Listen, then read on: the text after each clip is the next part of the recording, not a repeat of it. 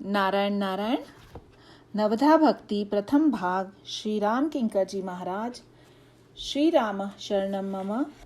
अष्टम प्रवचन। नवधा भक्ति कहौ तो ही पाही, सावधान सुनु धरु मन माही। प्रथम भक्ति संतन कर संगा, दूसरी रति मम कथा प्रसंगा। गुरुपद पंकज सेवा, तीसरी भक्ति अमान। चौथी भक्ति मम गुण गण, करे कपट तजि गान। 3:35। मंत्र जाप मम दृढ़ विश्वासा, पंचम भजन सुबेद प्रकाशा। छठ धमशील बिरति बहु कर्मा, निरत निरंतर सज्जन धर्मा। सातव सम मोहिमय जग देखा, मोते संत अधिक करि लेखा। आठव जथा लाभ संतोषा, सपने नहीं देखई पर दोषा। नवम सरल सब सन छल ही न, मम भरोस ही हर्ष न दीना। नव महु एकौ जिनके होई, नारी पुरुष सचराचर कोई। सोई अतिशय प्रिय भामिनी मोरे, सकल प्रकार भक्ति दृढ़ तोरे। 3:35 1 से 7।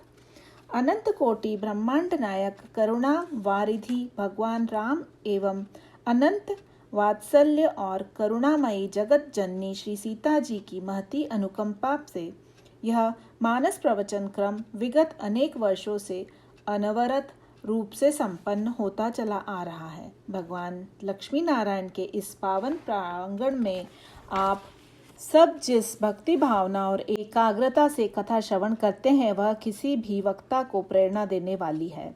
इसके लिए मैं आप सबकी श्रद्धा भावना की प्रशंसा करता हूँ तथा आप सबका आभारी हूँ। कथा सत्र के प्रथम दिन कवि हृदय श्री जाजू जी ने मानस के संबंध में अपने विचार प्रकट करते हुए उससे मुझे जोड़कर मेरे प्रति जिन शब्दों में श्रद्धावली व्यक्त की। राम कथा से संबंध किसी भी व्यक्ति के लिए यह सौभाग्य प्राप्त करना स्वाभाविक ही है। यही राम कथा की विशिष्टता है। इस आयोजन के पीछे Birla academy of art and culture की अध्यक्षा श्रीमती सरला जी बिरला तथा श्री बसंत कुमार जी बिरला की श्रद्धा भावना ही विद्यमान रहती है। लोगों को यह जानकर बड़ा आश्चर्य होता है कि इतने बड़े उद्योगपति इतने दिनों तक एक स्थान पर रहकर कथा श्रवण करते हैं। सचमुच इन दंपत्ति की श्रद्धा भक्ति की भावना अत्यंत श्लाघनीय है। यह परिवार अनेकानेक माध्यमों से प्रभु सेवा मानकर ही समाज सेवा में रत है। इन दंपत्ति का चित्रकला, साहित्य व संगीत आदि में जो रुचिपूर्ण लगाव है, वह भी प्रशंसनीय है। निसंदेह यह प्रभु कृपा का ही परिणाम है। मैं इनके प्रति मंगल कामना करता हूँ। आइए नवधा भक्ति के इस प्रसंग पर संक्षेप में एक दृष्टि डालने का प्रयास करें। प्रभु के द्वारा जिस नवधा भक्ति का निरूपण होता है, उसमें दो बातें दिखाई देती है। एक तो यह कि इसमें क्रमिक रूप से 9 भक्तियों का वर्णन किया गया है तथा दूसरी दृष्टि से प्रभु यह भी स्पष्ट कर देते हैं कि इनमें से प्रत्येक भक्त स्वतंत्र है तथा इनमें से एक भी भक्ति जिसमें विद्यमान हो वह उन्हें अत्यंत प्रिय है। प्रथम भक्ति के रूप में सत्संग का निरूपण करने के बाद प्रभु दूसरी भक्ति का निरूपण करते हुए कहते हैं कि दूसरी रति मम कथा प्रसंगा। कथा श्रवण में रति मेरी दूसरी भक्ति है। मानस की भूमिका में जो वर्णन आता है उससे ज्ञात होता है कि गोस्वामी जी की कथा के प्रकाशन के लिए राम जन्म के अवसर का ही चुनाव करते हैं। गोस्वामी जी के द्वारा राम कथा की रचना पहले ही हो चुकी थी, जिसे उन्होंने अयोध्या जी में भगवान राम के जन्मदिन के पावन पर्व पर संतों के समक्ष प्रकाशित किया और राम जन्म के लिए पहली बार संतों ने इसका श्रवण किया। इस प्रकार राम नवमी प्रभु की कथा का भी जन्मदिन है। भगवान की कथा अनेकानेक रूपों में अनेकानेक व्यक्तियों के द्वारा कही जाती है। बहुत बड़ी संख्या में लोग इन्हें सुनते भी हैं, पर कथा का जो फल बताया गया है, महिमा बताई गई है, उस रूप में न तो प्रभाव दिखाई देता है और न ही वह परिणाम ही दिखाई देता है। इसके कारण पर विचार करने से नवधा भक्ति में सत्संग के बाद कथा प्रसंग कहने का जो तात्पर्य है वह स्पष्ट हो जाता है। गोस्वामी जी यह बताना चाहते हैं कि वस्तुतः कथा किसके माध्यम से सुननी चाहिए तथा श्रोता में क्या विशेषता होनी चाहिए। ये दोनों बातें बड़े महत्व की है। सत्संग और हरि कथा में क्या संबंध है? इसे बताते हुए गोस्वामी जी कहते हैं कि भगवान के जैसे अनंत रूप हैं, उसी प्रकार भगवान की कथाएं भी अनंत हैं। हरि अनंत हरि कथा अनंता, कहहि सुनहि बहु विधि सब सता। 139:5। और संतगण विविध रूपों में इनका गायन करते हैं, जिसे श्रवण कर व्यक्ति भगवान की भक्ति प्राप्त कर धन्य हो जाता है। बिनु सत्संग न हरि कथा, तेहि बिनु मोह न भाग। मोह गए बिनु राम पद, होय न दृढ़ अनुराग। 7:61। गोस्वामी जी जब यह कहते हैं कि राम कथा विविध रूपों में कही जाती है, उसके अनंत रूप हैं, तो इसका अर्थ यह कदापि नहीं है कि राम कथा मनमाने रूप से कही जा सकती है। ये बताना चाहते हैं कि मनमाने रूप में नहीं, अपितु संतों के द्वारा विविध रूपों में कही जाने वाली भगवत कथा ही कल्याणकारी है। संत ही इस कथा के अधिकारी हैं। इसी बात का संकेत करने के लिए मानस में कथा के दो भिन्न रूपों को सामने रखा गया है। घटनाओं के रूप में भगवान राम की गाथा को दोहरा देना ही कथा नहीं है। सबसे महत्वपूर्ण बात है कि राम कथा कहने का उद्देश्य क्या है, और इसीलिए यह प्रश्न भी उतना ही महत्वपूर्ण है कि राम कथा जिसके माध्यम से कही जा रही है, काल नेमी की राम कथा सुनाता है और हनुमान जी जैसे सर्वश्रेष्ठ कथावाचक को सुनाता है, पर उसके पीछे उसका उद्देश्य अच्छा नहीं है। संत के माध्यम से कही जाने वाली राम कथा का उद्देश्य और परिणाम दोनों ही मंगलप्रद होते हैं। हनुमान जी राम कथा के अद्वितीय वक्ता और श्रोता दोनों ही हैं। हनुमान जी बलवान हैं, बुद्धिमान हैं, पर वे मानते हैं कि जीव का कल्याण जिस माध्यम से हो सकता है वह तो श्री राम कथा ही है। हनुमान जी मानस में कथावाचक के रूप में विविध प्रसंगों में दिखाई देते हैं। प्रारंभ से ही जब भगवान राम से उनका किष्किंधा में मिलन होता है, उनका दर्शन इसी रूप में होता है। वर्णन आता है कि सुग्रीव बाली के डर से ऋष्यमुख पर्वत पर हनुमान जी के साथ रहते हैं। बाली शाप के कारण इस पर्वत पर नहीं आ सकता। बाली यद्यपि अत्यंत बलशाली है, पर उसकी वृत्ति ऐसी है कि उसकी यह विशेषता उसके लिए अभिशाप का कारण बन जाती है। बाली को मुनियों ने जो शाप दिया और पीछे जो कारण है वह बड़ा सांकेतिक है। बाली ने दुंदुभि नाम के राक्षस का वध किया, पर उसे उस राक्षस के विनाश कर देने से ही संतोष नहीं हो गया। उसने सोचा कि यह बात ऋषि मुनियों को तो ज्ञात होनी चाहिए कि बाली कितना बलशाली है और उसने कितना महान कार्य किया है। इसके लिए उसने एक विचित्र कार्य किया। उसने दुंदुभि को मारकर उस पर्वत पर फेंक दिया जिस पर ऋषि मुनि साधना तपस्या करते थे। शव के रक्त, मज्जा व हड्डियों के अंश उन आश्रमों में बिखर गए, जिससे वे सब आश्रम अपवित्र हो गए। बाली के इस विभत्स कार्य से रुष्ट होकर मुनियों ने उसे श्राप दे दिया कि यदि बाली उस पर्वत पर आएगा तो उसके सिर के टुकड़े टुकड़े हो जाएंगे। बाली ने इतना अतुलनीय पराक्रम था कि उसने विश्व विजेता रावण को भी परास्त कर दिया, पर बाली ने अपने इस पराक्रम के प्रदर्शन के लिए रावण को मारने के स्थान पर अपनी बगल में दबा लिया और सबको दिखाता फिरता रहा कि मैं रावण का विजेता हूँ। बाली की इस वृत्ति के मूल में उसका अभिमान ही कारण है। अभिमानी व्यक्ति बड़ा प्रदर्शन प्रिय होता है। ऐसा व्यक्ति अच्छा कार्य भी करता है तो उसके पीछे उसका उद्देश्य केवल प्रदर्शन करना ही होता है। बाली यदि अभिमान प्रेरित प्रदर्शन के स्थान पर सचमुच मुनियों की सेवा की दृष्टि से दुंदुभि का वध करता तो शाप के स्थान पर मुनियों से आशीर्वाद प्राप्त करता और अपने पराक्रम को सार्थक कर धन्य हो जाता। वह रावण को पराजित कर प्रमाण पत्र के रूप में काख में दबाकर घूमने के स्थान पर यदि उसका वध कर देता तो रावण के अत्याचार से समाज को मुक्त कर देता। सचमुच ये एक महान कार्य होता, पर बाली का अहम उसे वैसा नहीं करने देता। यही अभिमान उसके विनाश की दिशा में ले जाता है। आगे चलकर भगवान राम से उसका जो संवाद होता है उसमें यही बात आती है। भगवान राम का बाण लगने से बाली जब भूमि पर गिर पड़ा तो पूछ दिया, आपने मेरा वध क्यों किया? भगवान राम ने बाली के अभिमान को ही इसका कारण बताते हुए कहा कि मूढ़ तो ही अतिशय अभिमाना, नारी सिखावन करसी न काना। 4:8-9। तुम्हारी पत्नी ने तुम्हें सत्य का साक्षात्कार कराने की चेष्टा की, पर तुमने अभिमान के कारण उसकी अवहेलना की। उसकी ओर कोई ध्यान नहीं दिया, उल्टे तुमने उसे ही डरपोक की उपाधि दे दी। बाली तारा से यह कहता है कि कह बाली सुनु भीरु प्रिय। तारा, तुम मेरे जैसे निडर योद्धा की पत्नी होकर भी इतनी डरपोक हो। भगवान राम बाली से कहते हैं कि बाली, तुमने अपनी पत्नी तारा की बात सुननी चाहिए थी। निडर हो जाना ही सबसे बड़ा गुण है क्या? यद्यपि यह कहा गया है कि निर्भयम सत्व संशुद्धि, पर व्यक्ति के जीवन में भय की भी आवश्यकता है। ईश्वर का भय ही सच्चे अर्थों में व्यक्ति को निर्भय बनाता है। बाली ने अभिमान के कारण तारा की बात नहीं सुनी और मारा गया। कुछ लोग आज भी यही कहते हैं कि रामायण में नारी जाति की बड़ी उपेक्षा की गई, पर इस बात को नहीं भूलना चाहिए कि भगवान राम उन्हें कितना अधिक महत्व देते हैं। बाली और रावण दोनों ही पत्नी के समझाने पर ध्यान देते तो विनाश से बच जाते। मानस में नारी पात्रों में कौशल्या जी, सुमित्रा जी तथा सीता जी का ही नहीं, शबर जाति की भीलनी, शबरी जी, तारा, मंदोदरी तथा त्रिजटा आदि को भी अत्यंत महत्वपूर्ण स्थान प्राप्त है। भगवान राम ने बाली से कहा कि तुमने तारा को डरपोक कहने के साथ साथ यह भी कहा कि तुम मुझे जानते हो, पर जब सुग्रीव पर तुमने प्रहार किया और डर कर वह मेरे पास आया तो क्या तुमने वापस नहीं लौट जाना चाहिए था? पर तुम लौटने के स्थान पर वहीं खड़े रहे। तुम क्या उस समय यही सोचकर वहां नहीं खड़े थे? इसको इन्होंने भेजा था, उस सुग्रीव को तो मैंने देख लिया, अब देखता हूँ भेजने वाला क्या करता है।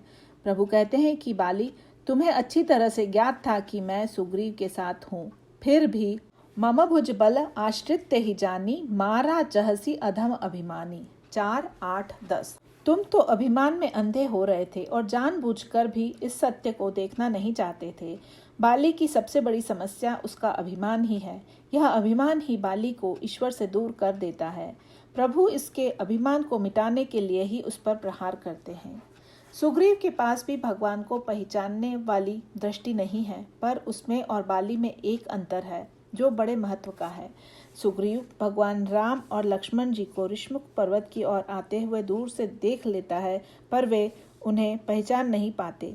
सुग्रीव की ही नहीं, अधिकांश जीवों की भी यही समस्या है। यह बात अत्यंत महत्वपूर्ण है कि भगवान को पहचानने की दृष्टि व्यक्ति के पास है या नहीं। भगवान तो अनेकानेक रूपों में हमारे सामने आते ही रहते हैं, पर यदि हमारे पास यह दृष्टि न हो तो हम उन्हें कैसे पहचान पाएंगे? ऐसी स्थिति में भगवान राम को देखकर जो स्थिति सुग्रीव की हुई, वही हमारी भी हो सकती है। भगवान राम तो शबरी जी के इस कथन को स्वीकार कर, जिसमें उन्होंने कहा था कि पंपा सरहि जाऊ रघुराई, जह हो हहि सुग्रीव मिताई। 3:35-11। सुग्रीव से मिताई करने के लिए पंपा सर आ रहे हैं, पर सुग्रीव को लगता है कि पठहे बाली होई मन मैला। 4:05। ये दोनों राजकुमार बाली के द्वारा भेजे गए हैं और मुझे मारने के लिए आ रहे हैं। इस प्रकार सुग्रीव के पास उस दृष्टि का अभाव है जो भगवान को पहचान ले। पर अनेकानेक दुर्बलताओं के होने पर भी सुग्रीव में एक महान गुण विद्यमान है। उसे अपनी दृष्टि पर विश्वास न होकर हनुमान जी जैसे महान संत की दृष्टि पर भरोसा है। इसीलिए सुग्रीव जी हनुमान जी से कहते हैं कि धारी बटु रूप देखू तय जाई, कहे सी मोहि जिय शयन बुझाई। 4:04। आप ब्राह्मण का भेष बनकर जाइए और पता लगाइए कि वे कौन हैं, और यदि यह लगे कि बाली ने उन्हें भेजा है तो आप वहीं से मुझे संकेत कर दें। हनुमान जी ने जानना चाहा, यदि ऐसा हो तो आप क्या करेंगे? सुग्रीव ने कहा, वही जो मैं आज तक करता रहा हूँ, भागो तुरंत तजो यह सैला। 4:05। इस पर्वत को भी छोड़कर कहीं और भाग जाऊंगा। हनुमान जी गए और प्रभु से मिलने के बाद उन्होंने एक विशिष्ट ढंग से सुग्रीव जी को संकेत किया। हनुमान जी ने भगवान राम और लक्ष्मण से कहा कि आप दोनों मेरी पीठ पर बैठकर सुग्रीव जी के पास चले, और दोनों को अपनी पीठ पर बैठा लिया। यह कार्य थोड़ा विचित्र सा लगता है। हनुमान जी ने पीठ पर ही क्यों चढ़ा लिया? वस्तुतः हनुमान जी ने इसी विधि से सुग्रीव जी को एक बड़ा सुंदर संकेत दिया। संसार में किसी कमजोर व्यक्ति को किसी बड़े और समर्थ व्यक्ति का आश्रय प्राप्त होने पर यही कहा जाता है कि इसके पृष्ठपोषक तो बहुत बड़े व्यक्ति हैं। पृष्ठपोषक शब्द का जो अर्थ है वह प्रतीकात्मक है। पृष्ठभाग अर्थात पीठ का हिस्सा ऐसा है कि जिसे व्यक्ति देख नहीं पाता। ऐसी स्थिति में सामने की दिशा में आक्रमण होने में तो व्यक्ति अपनी रक्षा का प्रयास कर सकता है, पर पीठ की ओर से आक्रमण होने पर वह अपना बचाव नहीं कर पाता। अब कोई दूसरा ऐसा व्यक्ति मिल जाए तो पीठ के पीछे खड़ा हो जाए और व्यक्ति को सुरक्षा प्रदान करे तो ऐसा व्यक्ति पृष्ठपोषक कहा जाएगा। संसार में बहुत से व्यक्तियों को पृष्ठपोषक मिल जाते हैं, पर इनमें भी एक समस्या, संसार में जितने पृष्ठपोषक होते हैं उन्हें भी पृष्ठपोषक की आवश्यकता होती है। इस प्रकार एक के पीछे एक करते करते एक बहुत लंबी कतार बन जाएगी। इसका अर्थ तो यही है कि संसार में व्यक्ति के रूप में पृष्ठपोषक मिल जाने पर भी पूरी सुरक्षा मिल ही जाए यह संभव नहीं है। इसीलिए हनुमान जी ने भगवान राम को पीठ पर बैठाकर सुग्रीव जी को मानो यह संकेत दिया कि सुग्रीव, मैं ऐसा पृष्ठपोषक ला रहा हूँ जो आपको पूरी तरह निर्भय बना देगा। अब आपको किसी तरह की चिंता करने की आवश्यकता नहीं है। हनुमान जी भगवान राम से निवेदन करते हैं, नाथ शैल पर कपिपति रहहि, सो सुग्रीव दास तव अहहि। तेहि सन नाथ मैत्री कीजे, दीन जानि तेहि अभय करीजे। सो सीता कर खोज कराइहि, जहतह मरकट कोटि पटाइहि। एहि विधि सकल कथा समुझाई। 4, 3, 2 से 5। और पूरी बात सुनने के बाद हनुमान जी लिए दुओ जन पीठी चढ़ाई। 4, 3, 5। लक्ष्मण जी सहित उन्हें अपनी पीठ पर बैठा लेते हैं। हनुमान जी भगवान राम को भी कथा सुना देते हैं और ऐसी व्याख्या करते हुए समझते हैं कि भगवान राम बिना किसी नूनच के उनकी सब बातें मान लेते हैं। भगवान राम कह सकते थे, हनुमान तुम सुग्रीव को ही ऐसा संकेत क्यों नहीं कर देते कि वे ही यहाँ आकर मुझसे भेंट कर ले। पर हनुमान जी कथा सुनाते हुए प्रभु से कह देते हैं, प्रभु वहाँ तो आपको ही चलना होगा। क्यों चलना होगा? प्रभु पूछ सकते थे। इसीलिए हनुमान जी पहले ही कह देते हैं, प्रभु रोगी यदि चलने योग्य हो तब न वह डॉक्टर या वैद्य के पास जाएगा, पर यदि वह चलने में असमर्थ हो तो फिर वैद्य को ही रोगी के पास जाना पड़ेगा। बेचारे सुग्रीव भागते भागते इतना थक गए हैं कि वे यहाँ आपके पास आ नहीं सकते, अतः आप ही वहाँ चलिए। कथा का अर्थ मात्र घटनाओं का वर्णन नहीं है। एक कवि की व्यंग्यात्मक तुकबंदी आपसे सुनी ही होगी। मानस ग्रंथ की विशालता को देखकर उन्होंने सोचा, यह तुलसीदास को क्या हो गया, 2-4 वाक्यों में कहीं जाने वाली घटना पर इतना बड़ा ग्रंथ लिख दिया। वे कहने लगे, एक राम एक रावन्ना, एक छत्री एक ब्राह्मणा। उनने उनकी नारी चुराई, उनसे उनकी भई लड़ई। तनिक बात की बातन ना, तुलसी लिख गए पोथन ना। अब इसके लिए इतना कुछ लिखने की क्या आवश्यकता थी? पर कथा के विषय में यह दृष्टि ठीक नहीं है। कथा घटनाओं का वर्णन न होकर यह बताती है कि उनका रहस्य क्या है। कथा का उद्देश्य है जीव को भगवान से मिलाना, आवश्यकता हो तो जीव को भगवान के निकट पहुंचाना, और उससे भी बड़ी बात है भगवान को ही जीव के पास ले जाना। हनुमान जी भगवान को कथा सुनाते हैं और सुग्रीव के पास ले जाते हैं, और वहाँ भी तब हनुमंत उभय दिसी की सब कथा सुनाई, पावन साखी देय करी जोरी प्रीति दृढ़ाई। 4:4। कथा सुनाते हैं और जीव को भगवान से मित्रता कराते हैं, पर कथा क्रम यहीं समाप्त नहीं हो जाता। आगे चलकर जब सुग्रीव राज्य पाकर भोगों में डूब जाते हैं तो हनुमान जी उनके पास जाकर उन्हें फिर से कथा सुनाते हैं। हनुमान जी पहले कथा सुनकर सुग्रीव का भय दूर किया था, पर अब वे कथा सुनाकर उन्हें भय उत्पन्न कर देते हैं। हनुमान जी सुग्रीव जी के पास जाते हैं और उनसे प्रश्न करते हुए कहते हैं कि आपने ध्यान दिया कि बाली का वध करने के बाद भगवान राम का बाण कहाँ गया? सुग्रीव जी ने कहा कि वह बाण तो भगवान के तरकस में ही लौट आया। यह तो भगवान के बाण का स्वभाव है कि वह भगवान के पास लौट आता है। इसकी बड़ी गंभीर व्याख्या है, पर हनुमान जी ने इसे एक नया अर्थ दे दिया जो बड़े महत्व का है। हनुमान जी कह सकते थे, प्रभु बड़े उदार हैं, जिसे किसी कार्य के लिए भेजते हैं उसे पुनः अपने पास बुला लेते हैं और उसे उसका स्थान प्रदान करते हैं। यह व्याख्या भी ठीक होती, पर वे ऐसा नहीं कहते। हनुमान जी कहते हैं कि प्रभु ने उस बाण को बाली के हृदय में न छोड़कर अपने तर्कस में एक विशेष प्रयोजन से वापस बुलाकर रख लिया था। आप अब क्या सोचते हैं कि प्रभु ने ऐसा क्यों किया होगा? सुग्रीव ने हनुमान जी से पूछ लिया। आपको क्या लगता है? हनुमान जी ने कहा, मुझे तो ऐसा लगता है कि आपको मारने के लिए ही प्रभु ने ऐसा किया है। प्रभु को लगा होगा कि यदि सुग्रीव ने भी बड़ी गड़बड़ी की जैसे बाली ने की थी, तो उसको भी मैं उसी बाण से मार दूंगा। सचमुच भगवान राम लक्ष्मण से ठीक यही बात कह चुके थे। उन्होंने कहा था, लक्ष्मण, जही सायक मारा मैं बाली, तेही सर हतो मूढ़ कह काली। 4:17-5। सुग्रीव भी उसी बाण से मारा जाएगा, पर प्रभु ने ऐसा नहीं किया। बाद में लक्ष्मण जी ने प्रभु से पूछा, महाराज, आपने सुग्रीव का वध क्यों नहीं किया? प्रभु बोले, लक्ष्मण, मुझे उस बाण को चलाने की आवश्यकता ही नहीं पड़ी, क्योंकि मैं बाण चलाता इससे पहले ही हनुमान जी ने कथा के माध्यम से ऐसा बाण चलाया कि जिस उद्देश्य से मैं बाण चलाना चाहता था वो पूरा हो गया। जब समस्या का समाधान हो गया तो फिर ऐसा करना क्या उचित होता? हनुमान जी ऐसी अद्भुत कथा कहते हैं। हनुमान जी आवश्यकता अनुसार ऐसी कथा कहते हैं जो जीव को भय से मुक्त करती है, और यदि आवश्यकता हो तो जीव के कल्याण के लिए उसे भय भी प्रदान करती है। कथा बताती है कि संसार में किसी के डर से भयभीत न होकर निरंतर भगवान से डरते रहना चाहिए। हनुमान जी अतुलित बलशाली हैं। उनके पास गदा है, मुदगर है और उनकी मुष्टिता तथा पूंछ में बड़ी शक्ति है, पर उनके जीवन में इन सब का उतना प्रयोग नहीं है जितना कथा का है। वे जब किसी से मिलते हैं तो उनका प्रयास यही रहता है कि प्रभु की कथा ही कही सुनी जाए। संतों के संग का यही लक्षण भी है और लाभ भी है। संत अपनी कथा कहने सुनने के स्थान पर भगवान की कथा का ही निरंतर श्रवण और गायन करते हैं। हनुमान जी लंका में विभीषण जी से मिले तो विभीषण जी गदगद हो गए और कहने लगे, आप भगवान राम के दास हैं या कहीं स्वयं श्री राम तो नहीं? अतः आप कृपा कर मुझे अपने विषय में बताएं, अपना परिचय दें।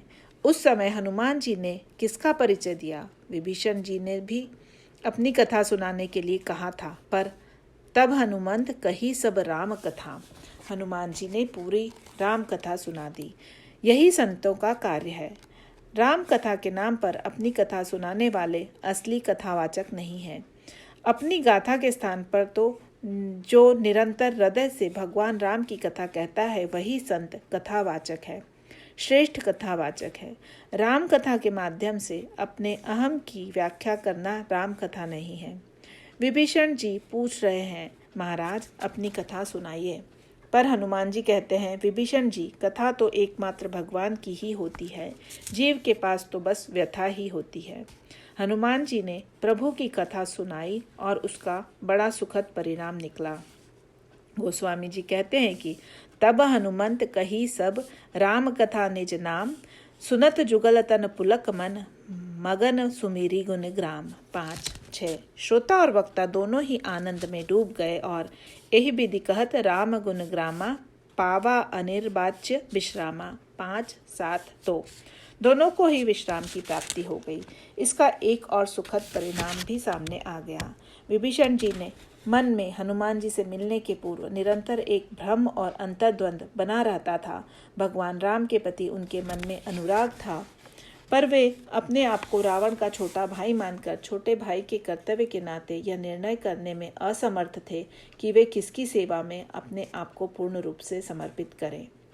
प्रभु प्रेम और बड़े भाई के प्रति कर्तव्य दायित्व में से किसका पालन करें और किसे छोड़ें, इसका निर्णय वे नहीं कर पा रहे थे। पर हनुमान जी की कथा सुनकर उनका भ्रम पूरी तरह दूर हो गया।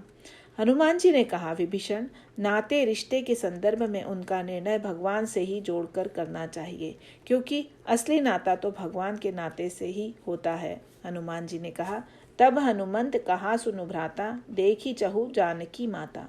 5-7-4। विभीषण जी, आपका एक भाई तो रावण है और दूसरा भाई मैं हूँ। अब आपको चुनना है कि आप किसका साथ देना चाहते हैं। विभीषण जी सोचने लगे कि हनुमान जी के साथ भाई का नाता कैसे जोड़ सकता है। हनुमान जी उनके मन की बात समझ गए और उनकी दृष्टि उस परम सत्य की ओर परिवर्तित करते हुए बोले, विभीषण जी, संसार के संबंधों की दृष्टि से रावण आपका भाई है, यह ठीक है, पर यदि आप जगत जननी सीता जी को अपनी माँ मानते हैं तो इस नाते से हम दोनों ही उनके पुत्र हैं और दोनों सगे भाई हैं। हनुमान जी विभीषण जी को असली संबंध और संबंध का स्मरण दिलाते हुए कहते हैं कि जीव संसार के संबंधों को महत्व देने के कारण अपने असली संबंधी को भूल जाता है। जीव का ईश्वर से संबंध तो अनादिकाल से है ही।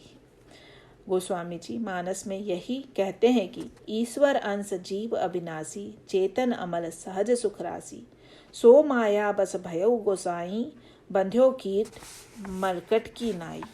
जीव अज्ञान के कारण संसार के संबंधों में बंध कर दुख पा रहा है। ये संबंध तो हर एक जन्म में बदलते रहते हैं, अतः इनको धर्म मान लेना ठीक नहीं है। हनुमान जी से यदि ऐसा संकेत विभीषण जी को न मिलता तो संभवतः वे न तो रावण का परित्याग ही कर पाते और न ही भगवान की शरणागति की ओर उन्मुख हो पाते। हनुमान जी ने कथा सुनाई तो विभीषण जी सोचने लगे, बड़े अनोखे संत मिल गए, अब इनका नाम भी तो जानना चाहिए। इसीलिए उन्होंने पूछ लिया, कृपा करके आप कम से कम अपना नाम तो बता दीजिए। हाँ, मैं अपना नाम बताता हूँ, पर साथ ही मेरे नाम लेने का फल भी बता देता हूँ। प्रातः ले जो नाम हमारा, तेहि दिन ताहि न मिले आहारा। 5, 6, 8।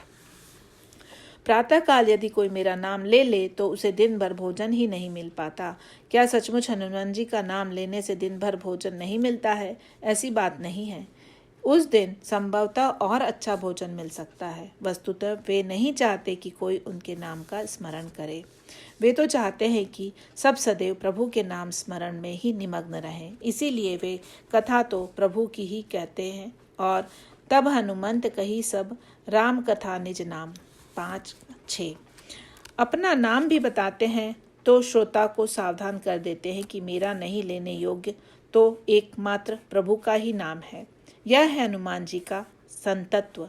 संत वही है जो हमारे जीवन में भगवान के प्रति अनुराग पैदा करे और भगवान के गुणों की महिमा को हमारे जीवन में प्रतिष्ठित करे। हनुमान जी सर्वत्र यही कार्य संपन्न करते हैं। हनुमान जी लंका में विभीषण जी को ही नहीं, जगत जननी श्री सीता जी को भी राम कथा सुनाते हैं। सीता जी अत्यंत निराश ही की स्थिति में राक्षसियों से घिरी बैठी हुई हैं। वे दुख और व्याकुलता की सीमा तक पहुंच चुकी है। ऐसी स्थिति में हनुमान जी उन्हें धीरज प्रदान करते हैं और इसके लिए वे राम कथा का ही आश्रय लेते हैं। पर उस समय वे कहाँ पर बैठकर कथा सुना रहे थे? गोस्वामी जी बताते हैं कि तरु पल्लव महु रहा लुकाई। 5, 8, 1। हनुमान जी वृक्ष के पत्तों की आड़ में छिपकर पूरी कथा सुनाते हैं। यही संत कथावाचक की व्याख्या है। जो अपने आप को छिपाए और राम को प्रकट करे वही संत है। यदि राम को छिपाकर अपने आप को दिखाने की चेष्टा करे तो वह असंत है। दिखाने का यह अर्थ नहीं है कि वक्ता बिल्कुल दिखाई ही न दे, सामने ही न आए। इसका अर्थ यही है कि उसके दर्शन से, उसकी वाणी सुनकर श्रोता को निरंतर भगवान का स्मरण होता रहे। सीता जी तो इतना निराश थी कि वे त्रिजटा से अनुरोध करते हुए यही कहती हैं, आनी काठ रजुचिता बनाई, मातु अनल पुनि देहि लगाई। 5, 11, 3।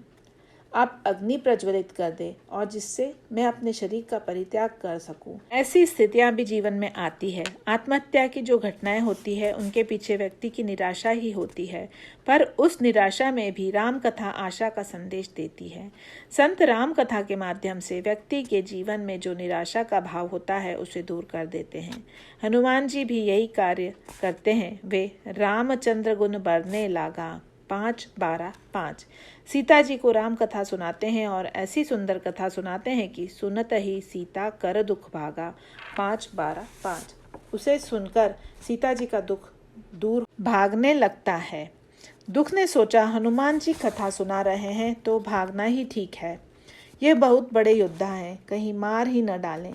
पर हनुमान जी ने जब दुख को भागते हुए देखा तो उसने कहा, तुम भागो मत, तुम्हें डरने की आवश्यकता नहीं है। महाराज, नहीं भागूंगा तो आप नष्ट नहीं कर देंगे? नहीं, तुम मेरे साथ चलो। हनुमान जी उसे लेकर प्रभु के पास पहुंच गए और उस दुख की कथा भगवान राम को सुनाने लगे और ऐसी कथा सुनाई कि भगवान राम की आंखों से आंसू आ गए। हनुमान जी ऐसी कथा सुनाते हैं जो जीव में आनंद भर दे और भगवान को रुला दे। भगवान राम ने पूछ लिया, हनुमान, सीता जी इतनी विपत्ति में है, तुम मुझे जरा और विस्तार से बताओ। हनुमान जी ऐसे श्रेष्ठ कथावाचक हैं जो चुन चुन कर शब्दों का प्रयोग करते हैं। उन्होंने कहा, सीता के अति विपत्ति विशाला। 5:30-9। प्रभु सीता जी की जो विपत्ति है वह अति विशाल है। अब विशाल शब्द की क्या दुख के परिणाम को बताने के लिए पर्याप्त नहीं है? विशाल शब्द के साथ अति शब्द को जोड़ना क्या कुछ अतिशयोक्ति जैसा नहीं लगता? पर हनुमान जी के द्वारा प्रयुक्त यह शब्द बिल्कुल निरर्थक नहीं है, अपितु हनुमान जी इसके द्वारा एक बहुत बड़ी बात कह देते हैं। हनुमान जी ने कहा, प्रभुआ, जब तक मैं लोगों को कथा सुनाता था तो यही कहता था कि आपकी भुजाएं विशाल है और विपत्ति कहीं भी क्यों न हो, विशाल भुजा गई काढ़ी लवैया। आपकी भुजाएं वहां पहुंच जाती है और विपत्ति को पकड़कर निकाल बाहर कर देती हैं। लेकिन सीता जी को देखकर लगा कि आपकी विपत्ति अति विशाल है। कैसे? प्रभु ने पूछा। प्रभु, आपकी भुजाएं वहां अब तक नहीं पहुंच पाई तो इससे तो सिद्ध हो गया कि वह विपत्ति ही विशाल है। और उन्होंने अगला वाक्य जो कहा उसमें उलाहना भी है, अधिकार भी है और निमंत्रण भी है। उन्होंने कहा, सीता के अति विपत्ति विशाला, बिन ही कहे भल दीन दयाला। 5:30-9। हे दीन दयाल, सीता जी की विपत्ति का वर्णन न करना ही अच्छा है। प्रभु, आप जरा स्वयं सोचिए, आपको हम लोग दीन दयाल कहते हैं, आपकी दीन दयालुता की गाथा गाते हैं। अब आप ही कह रहे हैं कि मैं आपको सीता जी की विपत्ति सुनाऊं। जब मैं सीता की विपत्ति गाथा आपको सुनाऊंगा तो सारे के सारे बंदर भी सुनेंगे। सुनकर क्या वे यह नहीं सोचेंगे कि ये कैसे दीन दयाल हैं जो सीता जी की दीनता को नहीं मिटा पा रहे हैं? महाराज, ऐसा करने से आपकी महिमा समाप्त हो जाएगी और आपकी दीन दयालुता पर लोगों का विश्वास ही नहीं रह जाएगा। हनुमान जी अपने साथ जो दुख लेकर आए थे उसका उन्होंने कितना सुंदर उपयोग किया। उन्होंने पूरा का पूरा दुख प्रभु के भीतर बैठा दिया। गोस्वामी जी कहते हैं कि सुनि सीता दुख प्रभु सुख अयना, भरी आए जल राजीव नैना। 5:31-1। भगवान राम व्याकुल हो गए, रोने लगे। भगवान आनंदमय हैं और हमारे अंतःकरण में दुख ही दुख भरे हुए हैं। संत की कथा का उद्देश्य यही होता है कि ये स्थितियां परस्पर बदल जाएं, भगवान में करुणा उत्पन्न हो जाए, वे व्याकुल हो जाएं और जीव सुखी हो जाए, आनंदित हो जाए। भगवान राम पर इस कथा का ऐसा अद्भुत प्रभाव पड़ा कि तुरंत उन्होंने सुग्रीव जी की ओर देखा और बोले, अब विलंबु के ही कारण कीजे, तुरत कपिन कहु आयसु दीजे। 5:33-7। संत के माध्यम से जो राम कथा कही जाती है वह जीवों को निर्भय बनाती है पर भगवान से भय करना सिखाती है। राम कथा हमें भगवान से मिलाती है, हमारे दुख और विषाद दूर करती है तथा भगवान की महिमा को हमारे जीवन में प्रतिष्ठित करती है। यह है कथा का सच्चा स्वरूप जिसका गायन संतगण विविध रूपों में करते हैं। परंतु राम कथा का एक और रूप सामने आता है जो काल नेमी के जीवन में दिखाई देता है। लंका के रणांगण में लक्ष्मण जी मूर्छित हो जाते हैं। उनके उपचार हेतु दवा देने के लिए हनुमान जी को भेजा जाता है। मार्ग में हनुमान जी को प्यास लग जाती है। एक आश्रम दिखाई देने पर वे प्यास बुझाने की दृष्टि से वहां जाते हैं।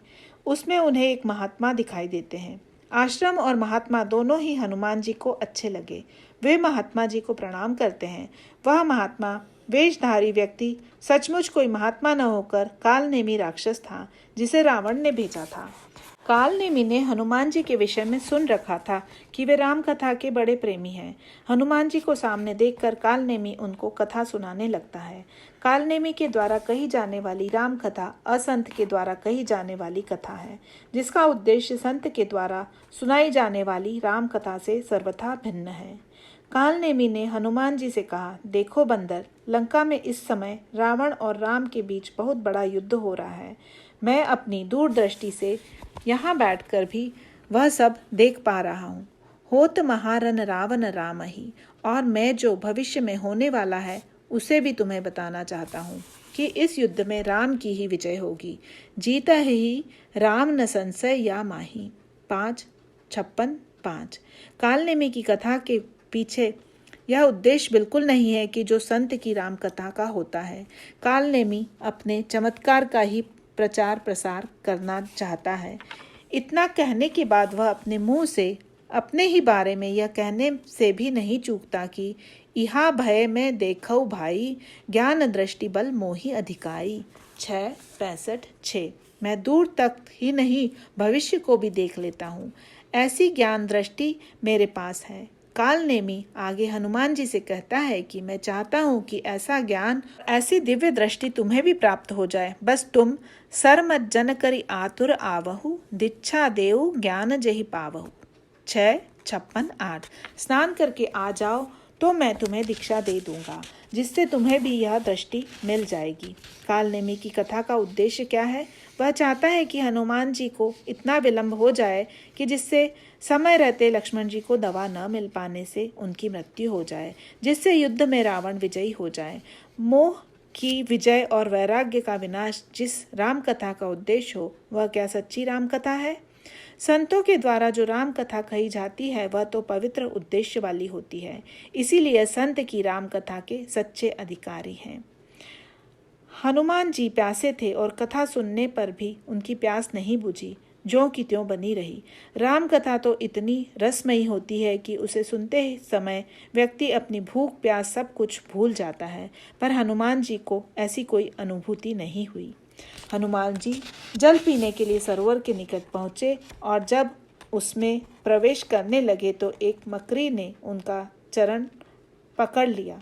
हनुमान जी उसे जब मारने लगे तो मकड़ी ने कहा, चरण पकड़ने वाले को मारा जाता है या आशीर्वाद दिया जाता है? हनुमान जी ने कहा, अगर कोई खाने के लिए चरण पकड़ रहा हो तो उसे मारना ही उचित है।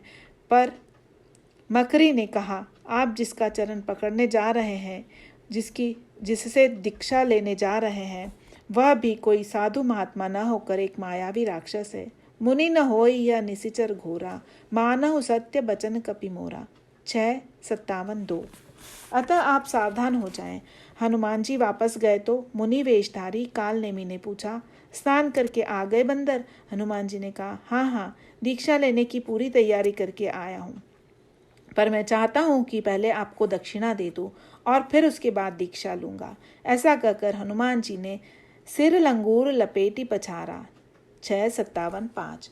पूंछ लपेटकर उसे पटक दिया। असली कथावाचक के इस कार्य से उन नकली कथावाचक को बड़ा सुंदर फल प्राप्त हुआ। गोस्वामी जी कहते हैं, निज तन प्रगटे सी मरती बारा। 6:57-5। उसका कपट छूट गया और उसका असली रूप सामने आ गया, क्योंकि संत के सानिध्य से प्रकट होने वाली भगवत कथा की विशेषता ही यही है कि उससे व्यक्ति का कपट दूर हो जाता है। वस्तुतः राम कथा व्यक्ति को उसके वास्तविक रूप से साक्षात्कार कराती है। संत राम कथा के माध्यम से भगवान की महिमा, उनके चरित्र और गुणों की अनगिनत रूपों में जब व्याख्या करते हैं तो व्यक्ति यह अनुभव करने लगता है कि वह अपनी सभी समस्याओं का हल भगवान से जुड़कर सरलता से पा सकता है। भगवान के अनंत गुण हैं, उनकी कथा अनंत है। व्यक्ति जितना विस्तार देकर उनका वर्णन करना चाहे कर सकता है, पर फिर भी भगवान की कथा कभी समाप्त होने वाली नहीं है। इसीलिए बहुत कहो का कथा बढ़ाई। विस्तार में न जाकर संक्षेप में यही कह सकते हैं कि भगवान की कथा को यदि हम सही अर्थों में कहें और सुने तो हमारे जीवन के मोह और अभिमान अवश्य ही विनिष्ट हो जाएंगे। मैं अंत में बिरला दंपति श्री बसंत कुमार जी बिरला और सौजन्यमयी श्रीमती सरला जी बिरला एवं आप सबके प्रति मंगल कामना करता हुआ इस प्रसंग को विराम देता हूँ। जासु नाम भव भेषज हरन घोर त्रयसूल, सो कृपालु मोहितो ही पर रहो सदा अनुकूल। 7:124। बोलिए सियावर रामचंद्र की जय।